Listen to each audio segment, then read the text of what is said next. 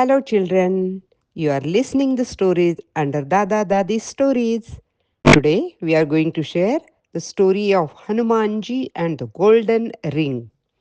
One day when Sita Mata was in Lanka, she felt very bad. She missed Lord Rama so much. Rama wanted to send her message of hope, so he called his faithful friend Hanumanji.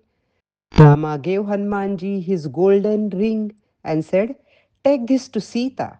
She will know I am coming to rescue her." Hanuman jumped across the ocean in one mighty jump. He landed in Lanka and searched everywhere until he found Sita Mata sitting under a tree looking worried. Hanuman said softly, "Mother, don't be afraid. Rama will come soon." Then he gave her the golden ring. Sita's eyes were filled with tears of joy. She held the ring closed and whispered, "Now I know Rama will save me. Thank you, Hanuman." Hanuman's heart was very happy.